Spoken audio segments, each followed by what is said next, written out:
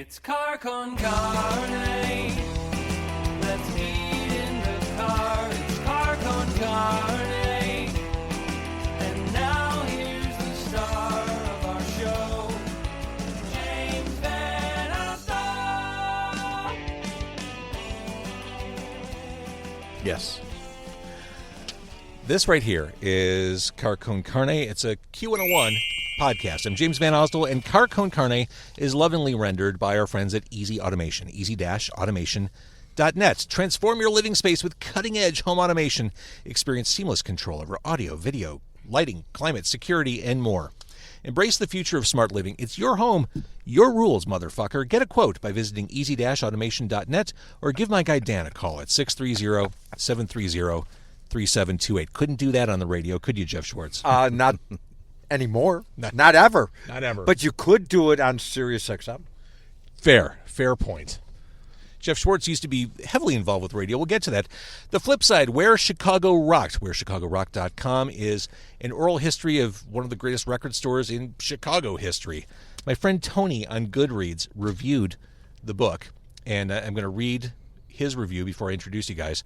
An excellent oral history of one of the greatest record stores in Chicago's history. Full of great stories and tons of humor, the Rosenbaum brothers were immensely instrumental in promoting bands and their shows. Many of their business ideas became commonplace around the country. I'm so glad this book was published because their impact on bands, concerts, and fans has been severely underrated. The authors, the Rosenbaums, Carl and Larry, are not here, but they sent their proxies to talk about Chicago's legendary record store. And I still haven't been paid, Carl or Larry. To my right, he did marketing for the store and the concerts. He was even turned into a caricature in the name of branding. He is Mr. Cheap. He is Jeff Schwartz. Right, you are, James. Also, Mr. Cheap talked. Nothing less than a Chicago industry legend, radio industry legend. In the backseat, we have the man who co-authored The Flip Side, Where Chicago Rocked. He is Ken Churilla, who worked with the Rosenbaums on putting this story onto the page. Let's start there, Ken Churilla. Oh, we're at Scooby's in Downers Grove, by the way. That's a Jeff Schwartz favorite. Right. And do you want your hot dogs or not yet? Give it a second. Okay. Ken, we're going to start with you since you co-authored this book. Why did this story have to be told? You know, it's well, from a Chicago standpoint, it's one of the greatest record stores and record store chains that was around at the time when rock and roll was exploding in the 70s, 80s, all the way through the 90s. And they brought in along so many things that record stores around the world, around the country, adapted. You know, you went there to buy your concert tickets. We camped out. How many times did we all camp out for concert tickets? Spent the night meeting people waiting for Van Halen to go on sale, or Guns N' Roses, or Smashing Pumpkins, or whoever it was. You know, there was so many things. The concert T-shirts you'd go there and buy, the posters that were on your wall. Just hanging out at record stores and learning about music and meeting people, and you know, everything started with Flipside, not necessarily intentionally, but it did, and it's just a great story for Chicago people, but just record store people in general. That whole generation or two generations of people that grew up going to record stores and learning to love music. The Lincoln Village was my location. Okay. That was my flip side. Just because when you're a kid, you're kind of bounded by your geography. Right. And that was my area. Are. Fair enough. You don't buy a car. We're at a restaurant right by your house. Yeah, right. That's true. You go to a car dealer by your house. True. All right, so we're at Scooby's. Jeff Schwartz, who, as I mentioned, a radio giant, a titan. Has anyone asked you this week about Disco Demolition? Do you go a week with not yet, because it's the winter. It Right. starts again. You know, I still to this day send Steve a note every anniversary. Happy disco anniversary. Soon to be 50, which scares the daylights out of me. That's crazy. Yeah, really crazy when you look at what's transpired. But 50 years, I think July will be 46 or 47. Amazing. So we're at Scooby's. Jeff swears by the fries. He says they're the best. Second best. Second I best did behind say Gene it. and Jude's. Yes. Gene and Jude's is still the best. I'm a Chicagoan. Do I have the accent of a Chicagoan? You have the accent of an aging Chicago mensch. You know, I have to tell you, and thank you for inviting us to this, James. Ken slaved for over 2 years in writing this book. people nowadays, and I know you want to get into it, but record stores were a lifestyle. Some For sure. people would go to the mall. Some people would go to movie theaters. Going to a record store, I still remember the first time I went, it wasn't a flip side. I went to a record store in Skokie. It was Auto Sound. I don't know if you remember it. No, the only ones I remember in Skokie are Record City and Merlin's Magic Music, which was also a head shop, and that's where I Right. bought Kiss Alive too. And there's a great part in the book, the flip side book, about them having a head shop. And then having the Supreme Court sort of get mad at you. But you bring up a great point. Record stores were were places that fostered community. Like as a kid, I would go to the record store. I'd thumb through the bins. I'd maybe walk out with a $5 record because that was all I could afford back then. But it was just you're hearing the music that's being played over the house system. You're looking at stuff. People are like communicating with one another. It was definitely a way to for misfits to come together. We used to go to record stores and just stand there and listen. Yeah, that's what I'm saying. Like, turn me on to something. I remember Yeah. I went to this record store and the guy says to me, "You got to hear this new band." He's getting ready to put it on the turntable, and he said, "It's a great guy from London called Ted Zeppelin." You think Ted Zeppelin made it in the music industry? Ed Zeppelin did, but that was more of a loop thing, wasn't it? Kevin would vouch for that. It all comes But back to that. It was a phenomenal time what the Rosenbaum brothers did, and then kept on overlapping stuff, and they went almost accidentally into the ticket business with Ticketron, and their business quadrupled immediately. It was amazing. It's interesting because the book almost takes two different story paths. There's the record store path, and then you kind of focus on the concert business aspect of it. You don't cross streams necessarily in your narrative. No. Which tell me about that choice, Ken. Well, they were two separate entities. They were same people, but two separate entities.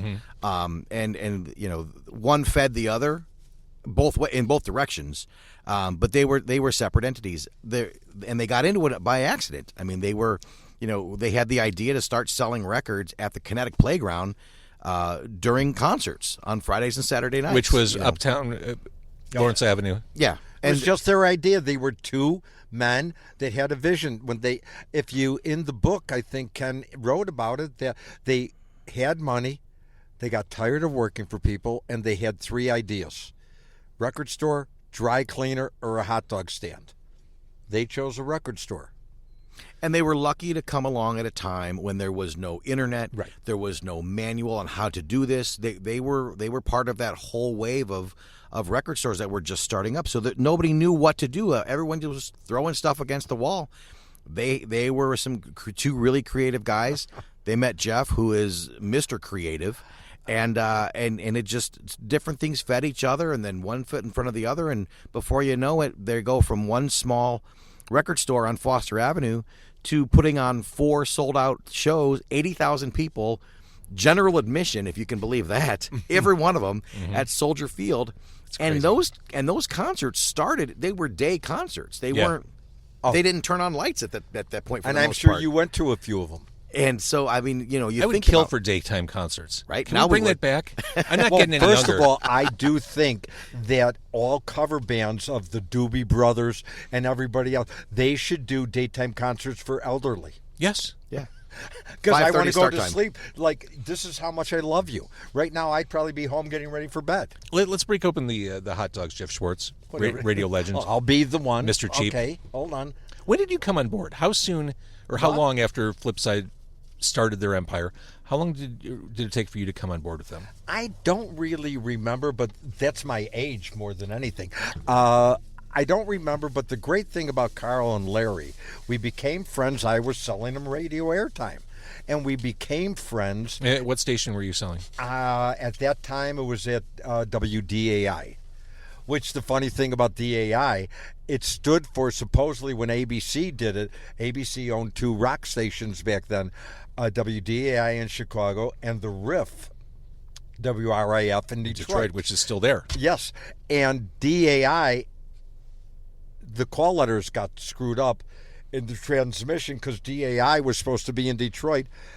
It was stand for Detroit Automotive Industry. Okay, who got this, James? Is that a Chicago dog? Char That dog? looks like Yeah. everything on it. Yeah, that's me. Sport peppers. Okay, and this is Ken's because Ken ordered. Jeff, all did you of not it. get anything? I got it right here. Okay. I only got a hot dog. Remember, before you got here, I ate my fries. All right, I'm going to show this off because this is. I trust Jeff Schwartz. This is a I man know who- hot dogs. You know food. You've been around the block a few times. I've been in Chicago for way too many years. Awesome. What do you get, Ken? You got a modified version of Chicago dog? I just got a basically plain hot dogs. And I got mustard only. Okay, while you're trying to eat this, I'm going to tell you a funny hot dog story. That's why I came to Downers Grove. My wife and I are going to see my parents. And one day, okay. they're both gone. Not because of the story or the hot dogs. And we stop at a place in Niles, Illinois. Mm-hmm. And Home it's of a Golf Mill Mall. I can't remember what it's called, but we order the hot dogs, and my wife gets everything. I mean, she's a little girl, but everything. I don't even know how she can do it. And we get to go to pay for it, and the lady at the counter says, "Don't worry, sir, it's already been taken care of." And I looked to Sue, and I said, "Taken care of what?" And behind the counter making the hot dogs is a guy that was our exterminator. Oh my God. I get out, I take the food, and I throw it in the garbage bin. That's the side hustle? I don't know how much he washed his hands. I know where those hands have been. Yeah. Yeah, I know. And he's been saving me from red. Okay, we got to get back because, I'm being paid a lot of money by Flipside to promote this. So one of the guys is still local, right, Ken? One of Yes, the brothers? Larry still lives in town. Carl is now out in Scottsdale, Arizona. Carl was the smart one. Carl was during the last week, especially when it was sub-zero wind chill. Yeah, he's looking pretty smart. We were getting texts from him reminding us how nice it was in Scottsdale. I'm jumping around, and it was a given the second I agreed to have Jeff Schwartz in the car. There's so many fascinating.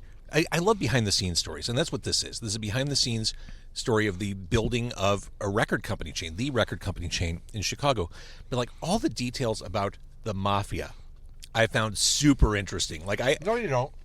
no, I don't. No, you We don't know what you're talking about. I don't know what you're talking about, and I don't want to talk about.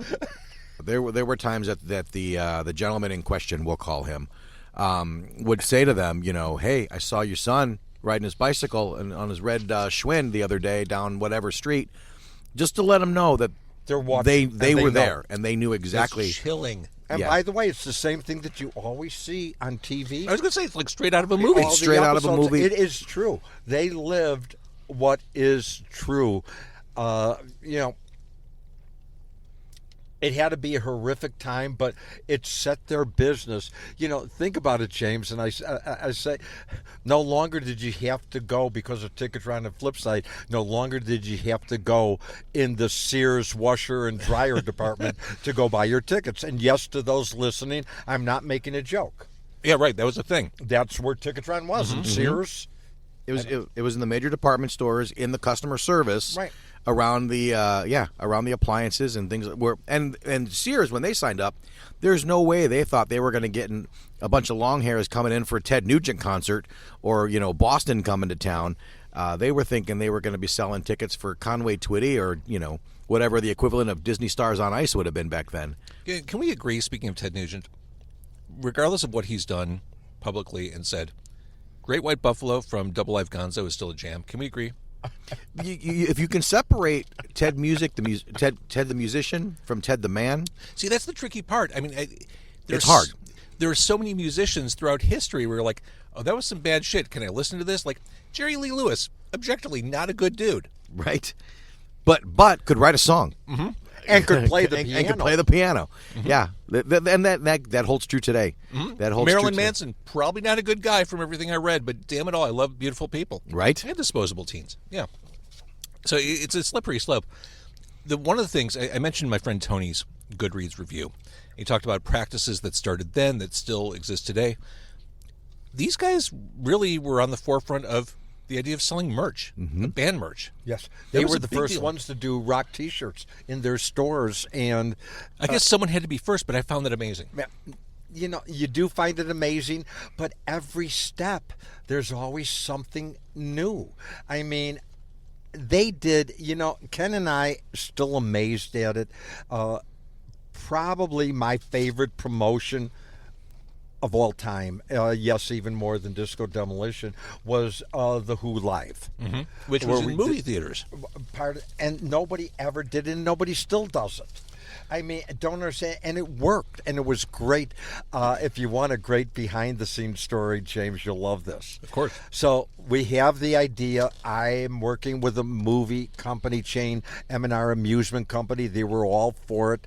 They had about 11 theaters in the Chicagoland area. All for it, meaning showing a live Who concert on multiple screens throughout Chicago. Yes. Which today would be called streaming. Yes. But in 74? It had to be 79 or 80. So that would be the Who Are You tour or Face Dances was 80. I think it was Who Are You, but the funny thing is, after all was said, where our music director, Sky Daniels, talked to Bill Kerbishley, who is the Who's manager, myself, Mitch Michaels, a name, well known, and our general manager, Mitch was the program director then, and our general manager, Les Elias, we had to fly to Detroit to meet with Townsend and Kerbishley. Oh my God. And they were playing they usually do their first 3 or 4 shows of a national tour in small arenas. So if they screw up, how mad can you be? You're seeing the Who in a 2,000 seat arena. And we were at the Detroit Masonic Temple, I think it was.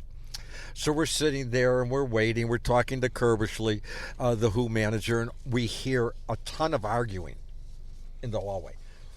And Bill said, "Oh, the show must be over." And Pete and Roger Townsend and Daltrey are having probably a very nice conversation right now. "Excuse me, let me go out." So the door opens, you hear the yelling louder, then finally Townsend walks in, and Townsend goes, "That was just us. Love taps, fuck him."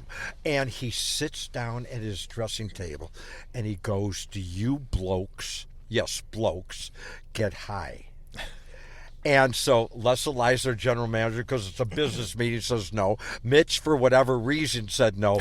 I said, "Do I get high?" He took out, honestly, James, it had to be the size of a tire iron.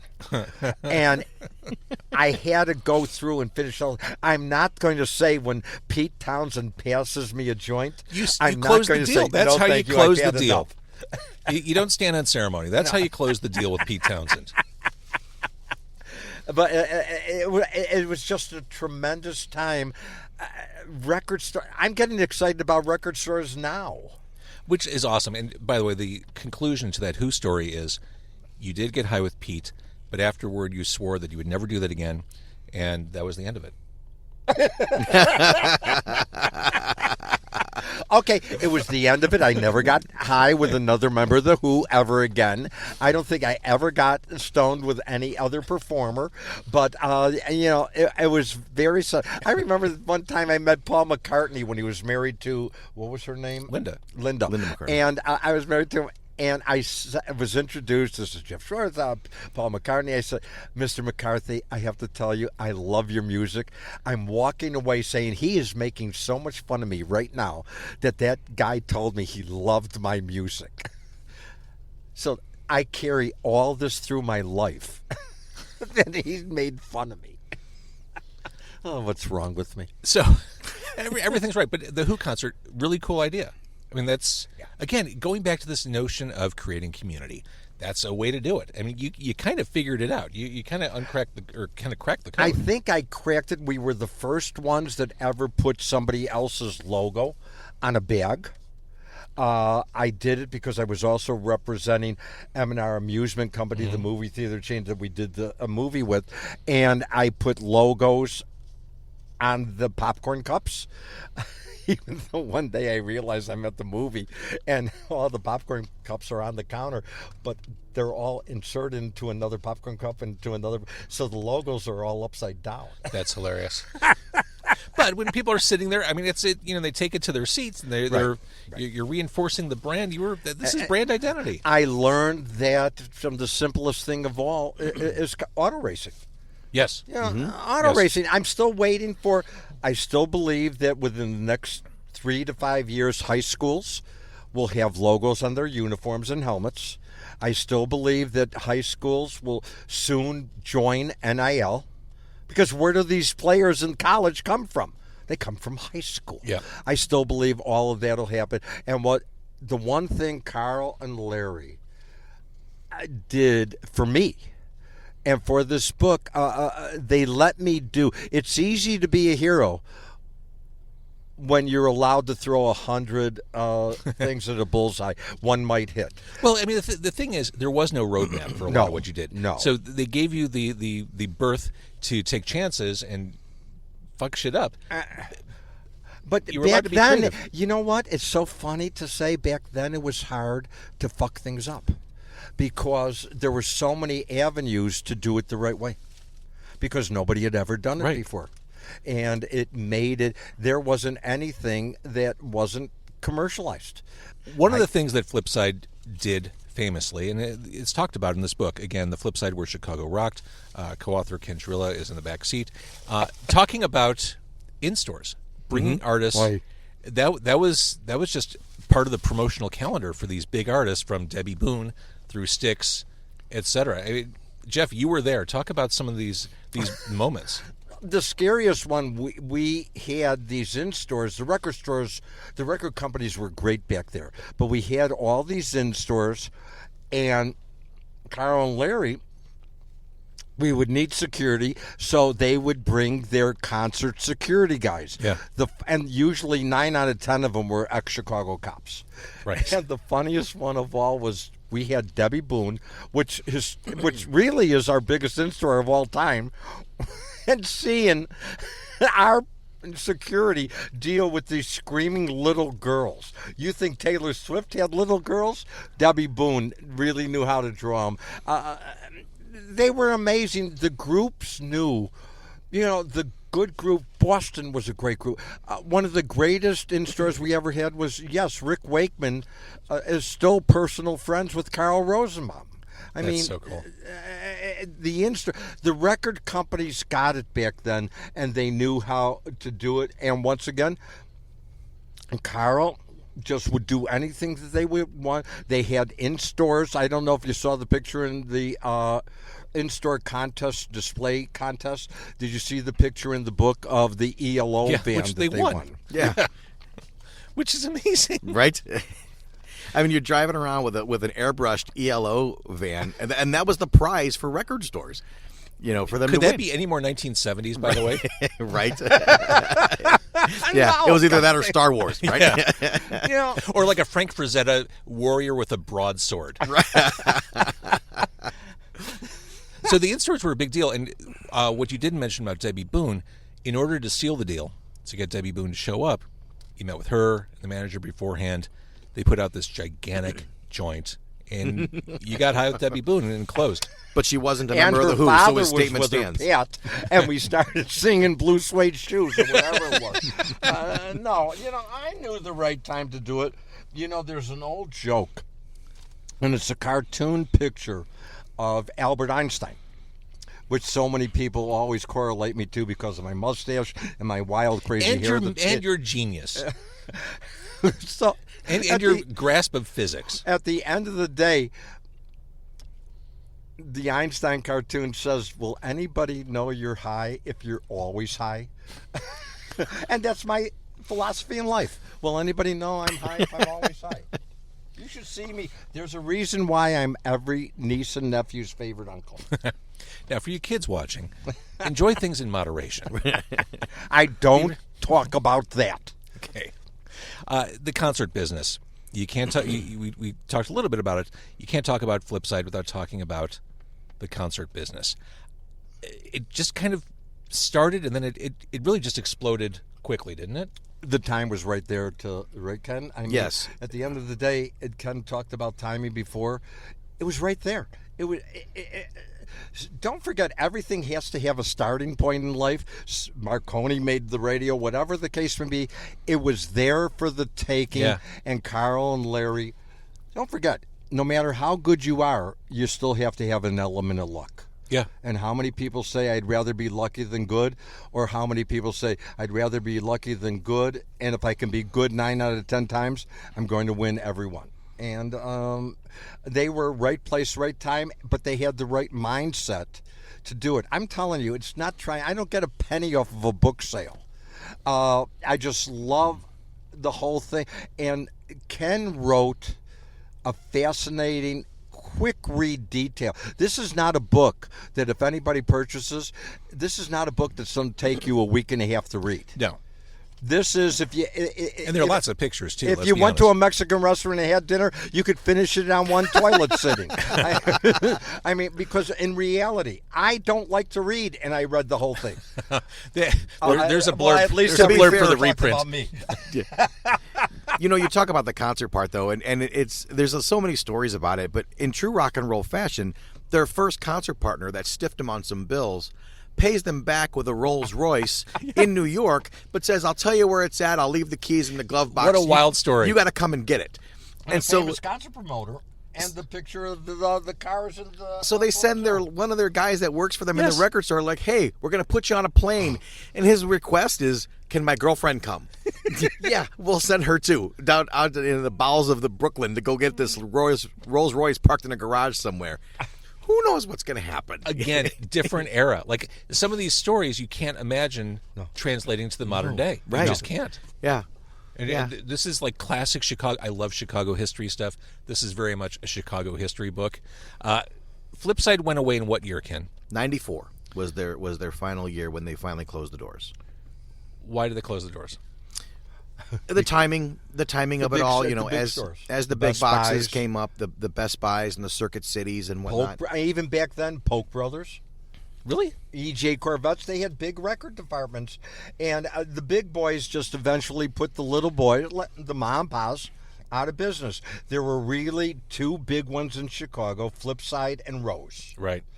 And then there were a bunch of little ones, Jay Chiletti's, Rainbow Records, Max Tuxton's Here, which was a great 3-store chain, and other ones. But how do you compete with the big boys? How do you compete? Well, and that's just it. I mean, those big boys, when the Best Buys came around, they were selling all music as loss leaders. Yes. They were selling for way less than any of these independent chains could ever afford, and they crushed them. But I could also tell you that those big full-page ads they would take out in the Tribune with 45 albums, every record company paid for the entire full page. Of course. So the entire ad was like a 44-album profit margin.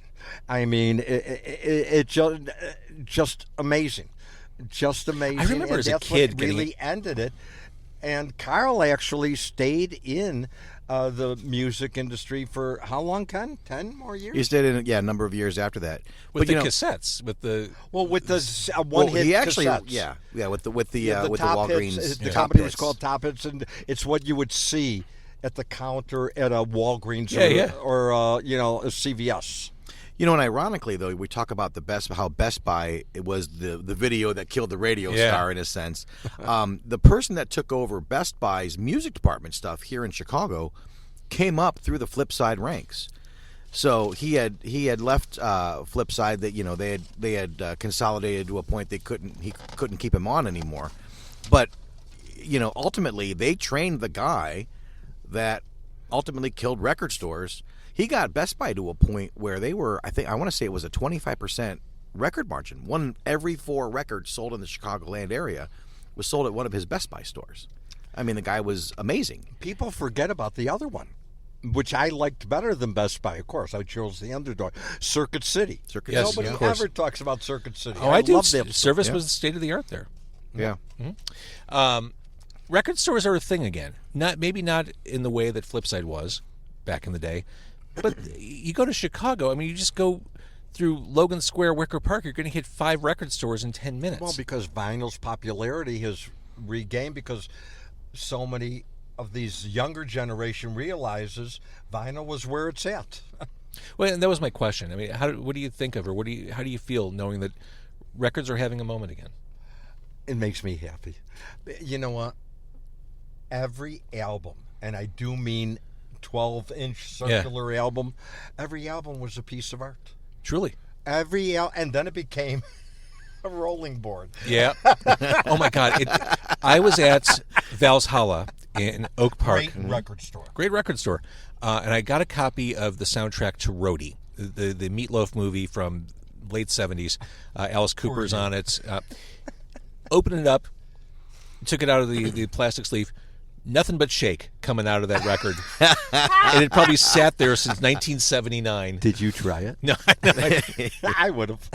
But it was the perfect experience to go to that place that has been there forever, buy that record that is textbook 1970s. I think Blondie's on there covering Johnny Cash, and there is someone's weed, to your point, the rolling board from back in the day. I mean, there was so much back then. Living through, and we should talk about this, I don't know how much more time we have, but living through the CD era, when every store had to be changed. Yeah, I bet. Almost overnight.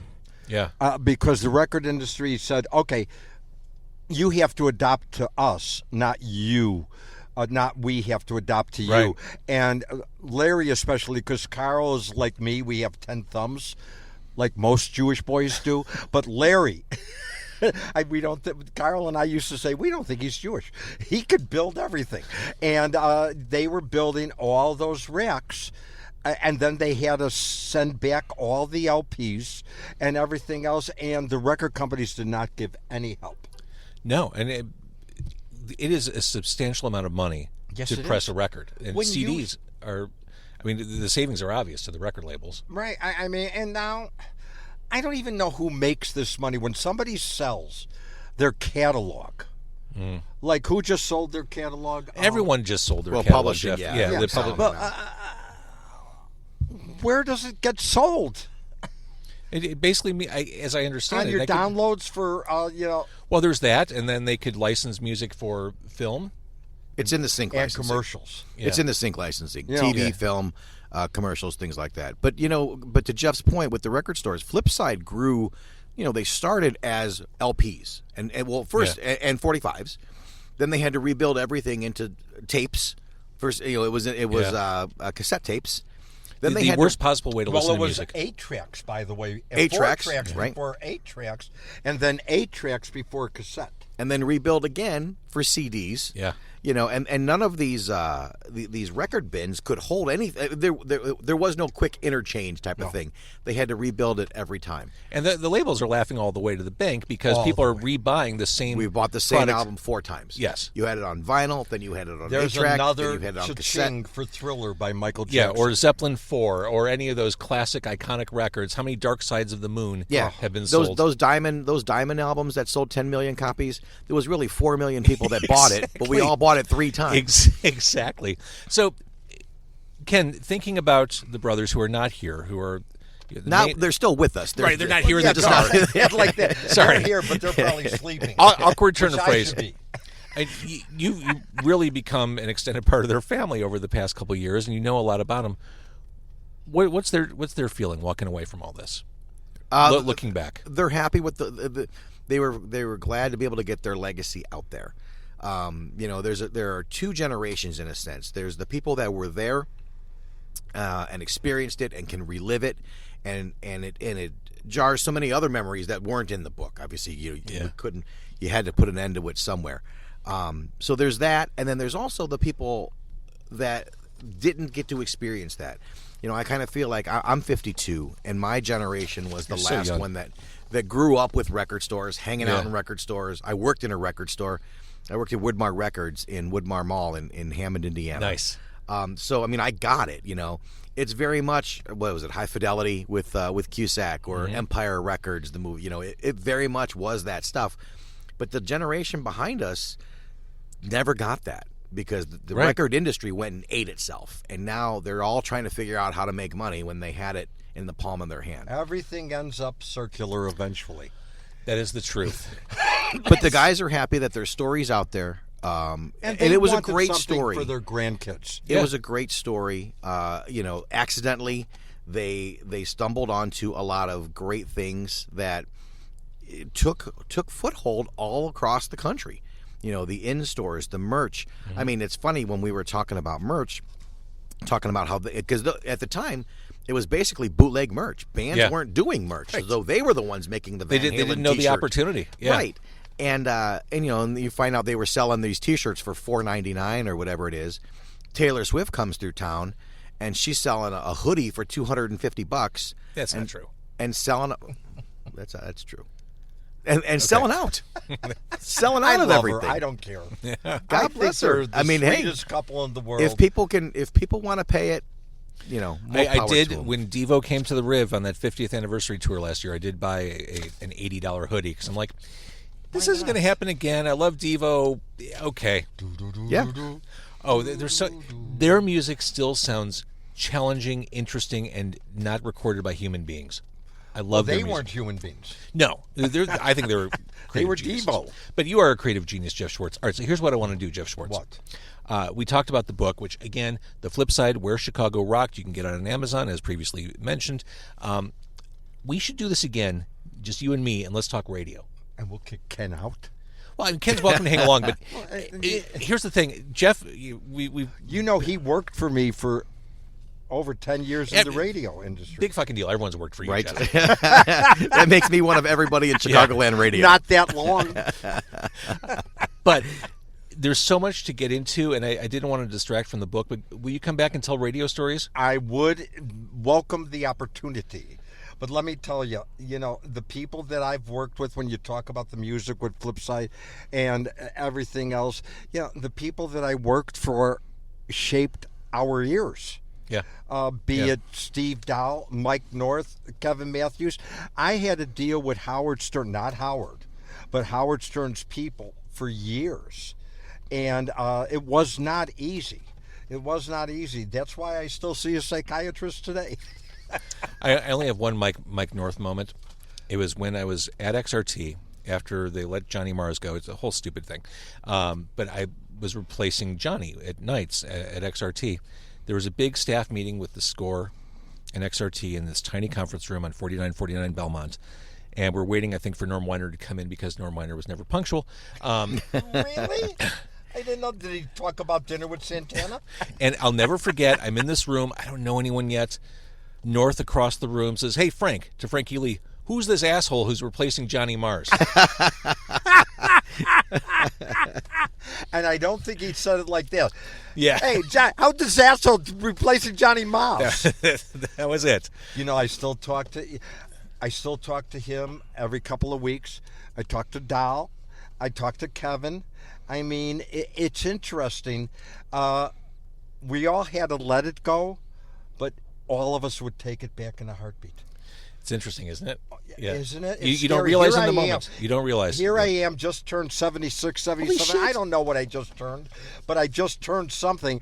And, I still would do it today. I don't think I could. Well, Successfully. not in the current The climate. landscape is a little different than little They'd different. Yeah. fire me in a heartbeat Yeah. if they haven't already. But I mean, you bring up a great point, Jeff. You don't realize in the moment like what you're into, what you're onto, and that's true of the flip side experience, and that's certainly true of your radio experience.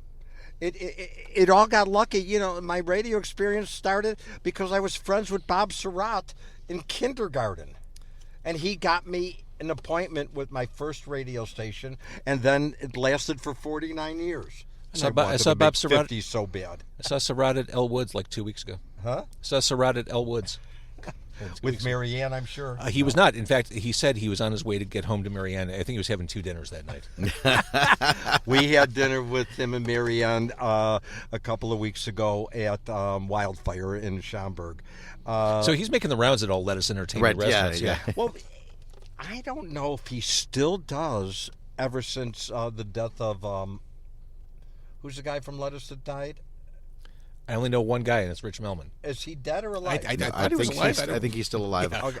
I know One who you're of them talking died about. in but Hawaii, yeah. but whatever. He was an original investor in Elwood's. It was Let Us Entertain You, their company name.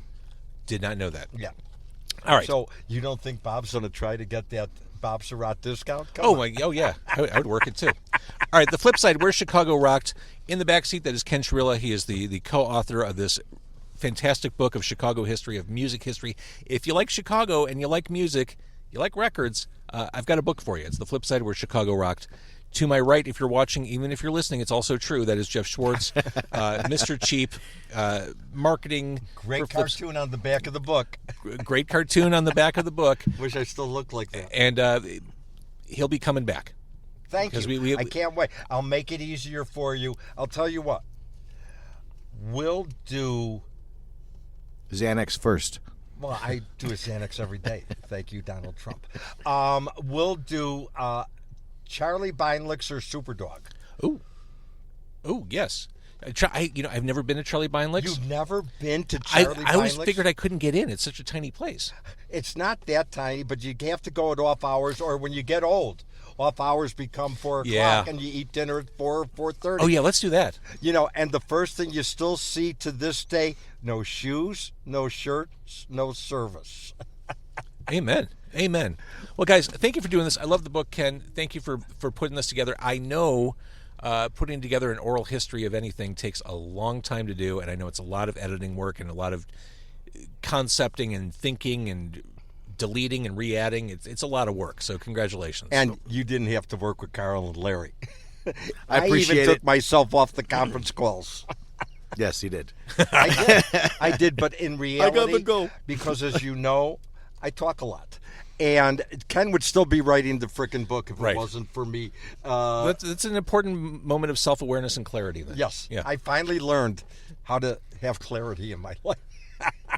We're making strides. All right, guys, thank you so much. Thanks, And James. Thanks for having us on. Good luck Thanks to for the Scoobies. Good luck to me? What? Well, good luck to you. Okay. Why not? Why not? Are we still recording? Yeah. Why? All right, we're done.